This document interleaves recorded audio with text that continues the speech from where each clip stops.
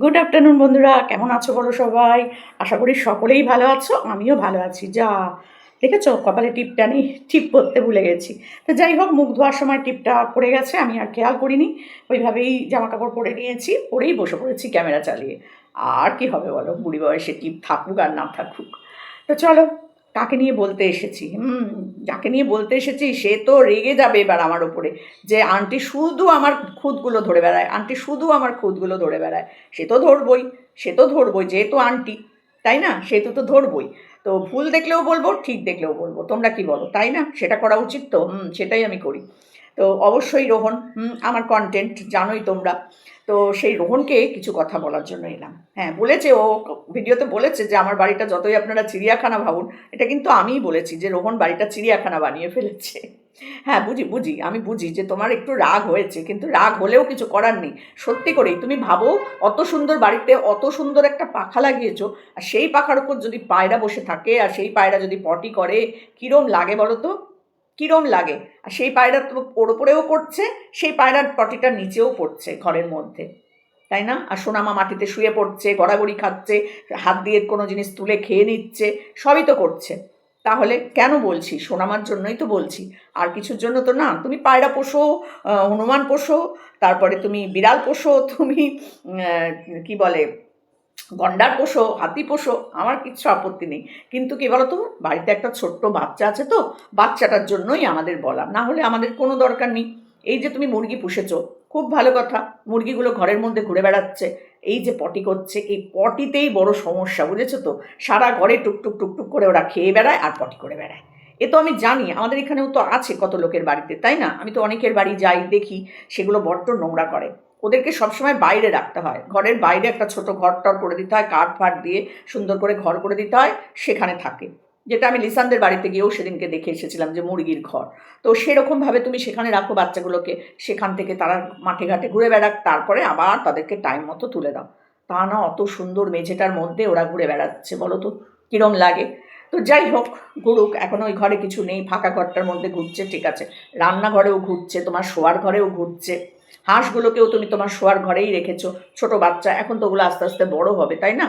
তো আমি আমি সবসময় বলবো, হয় বারান্দার কোণার দিকে ওদেরকে ঘর করে দাও, সুন্দর করে ছাওয়াতে, যেখানে তোমার গাছগুলো থাকে, ইয়ের ওপরে, তাকের ওপরে, তার নিচে সুন্দর করে ঘর করে দাও। ঠান্ডাও থাকবে, বাচ্চাগুলো একটা জায়গার মধ্যে থাকবে। আর না হলে ছাদে, ছাদে করলে অবশ্য খুব গরম হয়, কিন্তু পায়রাদের ঘর আমি দেখেছি বেশিরভাগ সময় ছাদেই হয়, পায়রাদের ঘর। আর মুরগি হাঁস টাস এদের কিন্তু উঠোনে থাকে। কেন বলো তো? ওরা তো মাটিতে ঘুরে বেড়ায় না, আর পায়রারা তো আকাশে আকাশে ঘুরে বেড়ায়। তো সেই জন্য ছাদেই রাখে পায়রাদের ঘর বেশিরভাগ। আমার এক বান্ধবীর বাড়িতে আছে, তার দেওর প্রচুর পায়রা পোষে, তো তার ঘরগুলো কিন্তু সব ছাদে। তো যাই হোক, এবার তুমি আস্তে আস্তে করবে, বলছো যে ঘর টর বানাচ্ছো বা বানিয়েছো, সুন্দর করে বানাও, দেখতেও ভালো লাগবে, তোমার ঘরগুলোও পরিষ্কার থাকবে। আর ঘর পরিষ্কারের সাথে সাথে সোনামাও পরিষ্কার পরিচ্ছন্ন থাকবে। কালকে সোনামাকে নিয়ে বেরোলে, সোনামার ওই যে রাস্তা দিয়ে বেরোচ্ছ লিসানদের বাড়িতে, সে নাকি জুতো ফেলে চলে এসেছে। তা যখন এসেছে তখন কি সোনামা একা একাই এসেছিল? সোনামার সাথে কি কেউ আসেনি? যদি কেউ আসতো তাহলে নিশ্চয়ই তার চোখে পড়তো যে সোনামার জুতো পায়ে নেই। আমার মনে হয় সোনামা লিসানদের বাড়ি থেকে একা একাই এই বাড়িতে আসা যাওয়া করে, মাঠের ওপর দিয়ে। একটুখানি, যদিও একটুখানি, ভয়েরও কিছু নেই, একটুখানি রাস্তা, তবুও পায়ে যে জুতোটাও পড়েনি সেটা কিন্তু বাড়ির কেউ দেখেনি। তো একা একাই এসেছে তার মানে।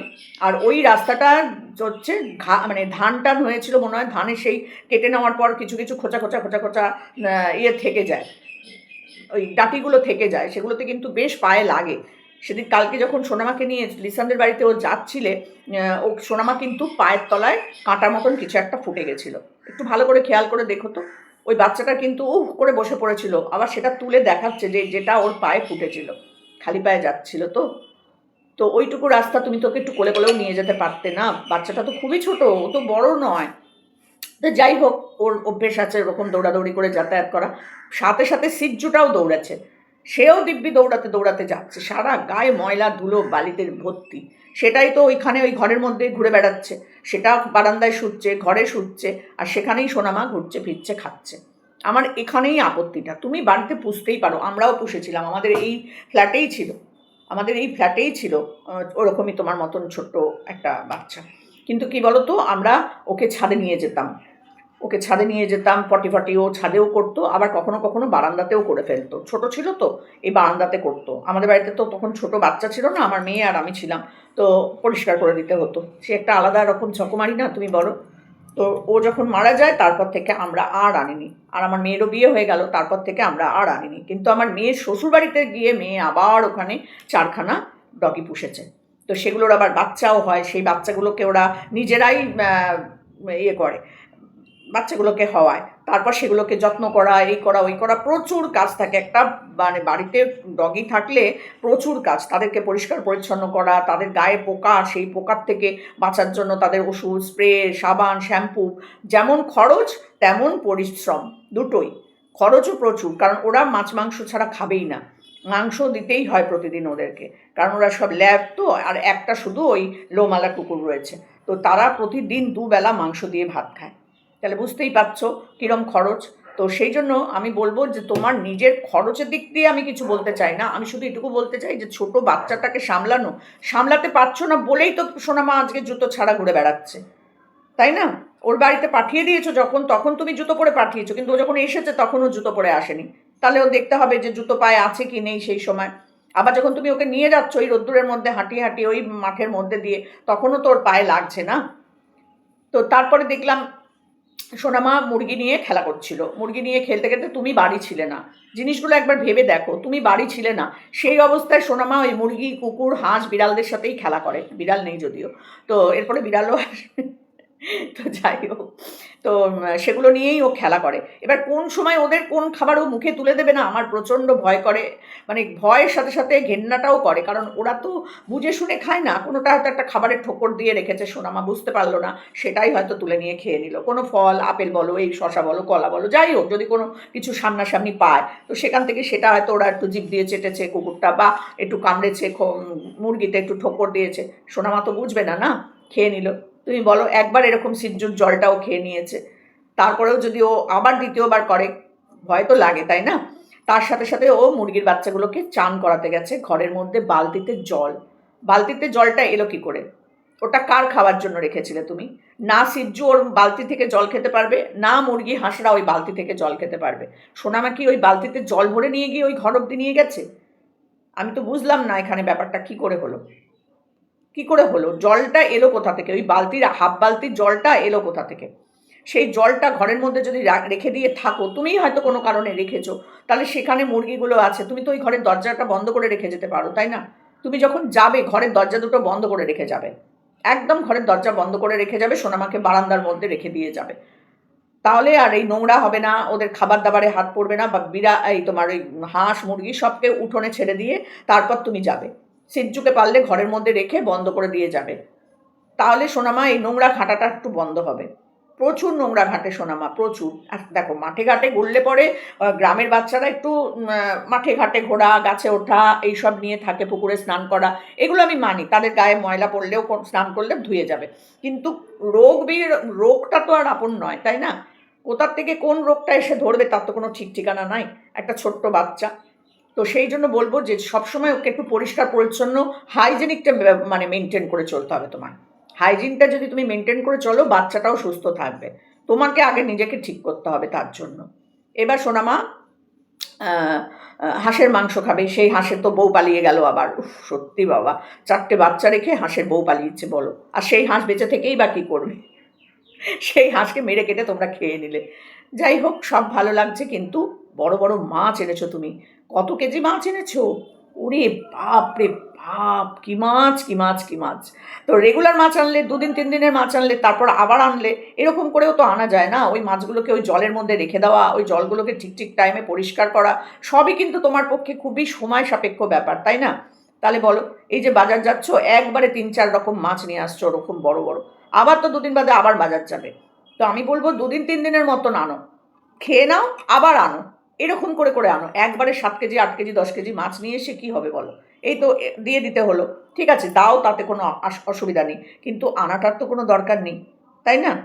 আনো, এমন আনো যেটা সেদিনকার মতন, তারপরের দিন মতন হলো, বা তা 2 দিন হয়ে গেল, 3 দিনের দিন আবার নতুন ফ্রেশ জিনিসটা নিয়ে আসো। যদিও জলে থাকলে পরে ওগুলো ফ্রেশই থাকে, তবুও নোংরা জল হয়ে যায়, জলটাকে ঠিকমতো পাল্টানো হয় কি না, সব কিছু তো আছে ব্যাপার, না? তো হাঁস, মুরগি, সিজ্জু, পায়রা দেখার পরে আবার মাছ, বুঝতে পারছো? কারণ মাছগুলোর তো জল চেঞ্জ করতে হয়, তাই না? তা নাহলে তো ওই মাছগুলো নোংরা জলে মরে যাবে, আর কোনো খাবারও পায় না। মাছগুলোকে ঘরে এনে জলে রাখলে পরে তারা তো কোনো খাবার পায় না, পুকুরে খালে বিলে থাকলে তারা তো খাবার পায়, তাহলে খাবারটা পেলে তারা সুস্থ স্বাভাবিক থাকে। আর এখানে শুধু জল খেয়ে খেয়ে থাকে, ওই জল আর ওই অক্সিজেন, এর বাইরে তো আর কিছু পায় না। তাই জন্য ওদেরকে আমি বলবো একসাথে এত মাছ না এনে এই 2 কেজি 2.5 কেজি আনলে 2-3 দিন চলবে, তারপর আবার আনো। আমার মতে এটাই। তো অত বড় একটা মাছ এনেছো, আর সেই আবার তুমি সোনামাকে বলছো মাছটা ধরতে। সোনামা ভয় পায়, তবু সেই ভয়টাকে তুমি ওর মনের মধ্যে জিয়ে রেখে দেবে। ও কোনো মতেই ওগুলোর কাছে যেতে চায় না। জ্যান্ত কোনো কিছু কাটা, জ্যান্ত কোনো কিছুকে ধরা, ও এগুলো করতে চায় না। তারপরেও তুমি সেটাকে ওকে ভয়টা দেখাবে। ও মাছটাকে দেখেও ভয় পাচ্ছিল, ঘরের ভেতর চলে যাচ্ছিল দৌড়ে দৌড়ে। অত বড় মাছ আমিও ভয় পেতাম যদি দেখতাম, বাবা আমি ধরতে পারতাম না, কোনো মতেই একটাও জ্যান্ত মাছ আমি ধরতে পারতাম না। তো যাই হোক, এবার হচ্ছে গিয়ে সেই মাছটা কাটা হলো, রান্না বান্না সব কিছু হচ্ছে। সব ভালো, সব ভালো, সুন্দর করে রান্না করো, খাওয়া দাওয়া করো, মেয়েটাকে সুস্থ সবল রাখো। তার সাথে দেখো মেয়েটার সব কিছু দেখালেও তুমি মেয়েটার স্কুল যাওয়াটা দেখাতে পারছো না। কেন বলো তো? স্কুলেও যেতেই পারছে না, এখানেই কিন্তু মাইনাস হয়ে যাচ্ছে। এত ভালো রান্না করছো, এত ভালো সব কিছু করছো, তার সাথে সাথে হচ্ছে গিয়ে তুমি স্কুল যাওয়াটা ওর করতে পারছো না। এটা কিন্তু তোমাকে করতে হবে, এখন থেকে একটু জোর দাও, এই ব্যাপারটার উপরে একটু জোর দাও। সব ঠিক আছে। আর ক্ষমা চাওয়ার ব্যাপারটা কি হলো? এখনো কি সে পাগল? না এখনো সে ঠিক, আর ওর নাকি আর জীবনে কোনো দিন ঠিকই হবে না? কি জানি বাবা। যাই হোক, যেটাই হোক না কেন, আর ওই ব্যাপার নিয়ে কেউ মাথা ঘামানোর দরকার নেই। যা হয়েছে হয়েছে, ওখানেই স্টপ। কারণ আমাদের কাছে তো ক্ষমা একবার চেয়ে নিয়েছে। এবার যদি সে তুমি যদি সেই জায়গাটা থেকে করতে পারো তো আলাদা কথা। না হলে আমি বলবো এই নোংরা তুমি ঘাঁটতে যেও না, ঘাঁটতে যেও না। সাপুড়ে হয়েও লাভ নেই, মাথা খাটিয়েও লাভ নেই, কারণ এরা মাথার ওপর দিয়ে যায় এমন জিনিস। তো যাই হোক, সব কিছু মিলিয়ে মিশিয়ে ভালোভাবে থাকো। ডাক্তার দেখানোর টাইমটা এগিয়ে আসছে, এটা কিন্তু মাথায় রেখো। আবার তোমায় যেতে হবে, এটা মাথায় রেখো। আবার টেস্টগুলো করাও, কারণ রোগটা কিন্তু তোমার গা থেকে চলে গেছে কি না সেটা টেস্ট করতে হবে, বা থাকলেও কতটা আছে, কতদিন ওষুধ খেতে হবে, এগুলো কিন্তু তোমাকে দেখতেই হবে। রোহন, নিজে আগে সুস্থ থাকো, ভালো থাকো, তারপরে তুমি সব কিছু ঠিকঠাক করো। তুমি যদি নিজেই সুস্থ না থাকো তাহলে কি করে তুমি বাচ্চা মানুষ করবে, আর কি করে এতগুলো প্রাণীকে তুমি দেখবে বলো, তাই না? তারপরেও সব থেকে ভালো আরেকটা জিনিস লাগলো যে তুমি একটি দিদিকে সাহায্য করছো, তুমি দিদি বলছো যাকে, তো তাকে তুমি সাহায্য করছো, এই জিনিসটাও খুব ভালো লেগেছে। এভাবে তুমি এখনো পর্যন্ত যে মানুষের পাশে দাঁড়াও, এটাই তোমার মহৎ গুণ, এটাই তোমার মহৎ গুণ। এইভাবে তুমি মানুষের পাশে দাঁড়াও। আর ওনার ভিডিও আমরা মোটামুটি অনেকেই সাবস্ক্রাইব করে দিয়েছি, ভালো লাগছে ওনার ভিডিও দেখতে, ওনার কথাবার্তাও খুব সুন্দর। তো ওনাকেও বলবে আমাদের ভিডিওগুলোও দেখতে। সবাইকে পাশে না থাকলে তো হবে না, সবার পাশে ওনাকে থাকতে হবে। তো তবেই কিন্তু ওনার সব দিক থেকে ভালো হবে। আর উনি খুব ভালো মানুষ দেখেই মনে হলো। দেখা যাক, আমাদের সাথে সবার সাথে মিলেমিশে থাকলে আমরাও খুব ভালো লাগবে আমাদেরও। তো চলো, সব মিলিয়ে ভিডিওগুলো ভালোই হচ্ছে তোমার, প্রতিদিনের ভিডিও দাও। আর সোনামাকে খালি পায়ে একদম বার করো না, কারণ ওইখানে কি কাটা মাটা ফুটবে তার কোনো ঠিক নেই, বাচ্চাটার পা একদম ফুটো হয়ে যাবে। করো না, ওকে সবসময় জুতো পরিয়ে রাখো, সব সময়। আর ওই পাখি, হাঁস, বিড়াল, কুকুর যা থাকবে একটা ঘরের মধ্যে ঢুকিয়ে, সিজ্জুকে আলাদা ঘরে আর ওইগুলোকে একটা আলাদা ঘরে ঢুকিয়ে তারপরে তুমি বাইরে বেরোবে, বাজার টাজার যেখানেই যাও। এমন কোনো জায়গা খুলে রেখো না যেটা থেকে সোনামার বিপদ হতে পারে। এই যে বটি, ছুরি, এইসব আলাদা জায়গায় তুলে রাখো যেখান থেকে সোনামা না নিতে পারে। এগুলো করে যাবে, কারণ বাচ্চাটাকে, আর না হলে মার কাছে, বাবার কাছে রেখে যাবে, লিসানের বাড়িতে রেখে যাবে। এই বাড়িতে ওকে একা রেখে তুমি দোকান বাজার চলে যেও না, তাহলেই একটা না একটা গন্ডগোল ও করেই বেড়াবে। একবার গেলে সিজ্জুর জল খেয়ে নিল, আবার কালকে মুরগিটাকে মেরে ফেললো। ও চান করাতে গেছে মুরগি, ভেবে দেখো তো একবার, ভেবে দেখো। তো সেখান থেকে দাঁড়িয়ে খুব বিপদ হতে পারতো, অনেক রকম বিপদ হতে পারতো, তাই না? তো সেখান থেকে একটু সাবধানে থাকো, এটুকুনি বলার ছিল। আর বাকিটা তো ভালোই হয়েছে, খারাপ হয়নি। তো ট্যাটু করেছে, পাপা আবার ট্যাটু করেছে, বাবা রে বাবা। তো চলো, সব মিলিয়ে ভালো লাগলো। ভালো থেকো, সুস্থ থেকো, চলো টাটা।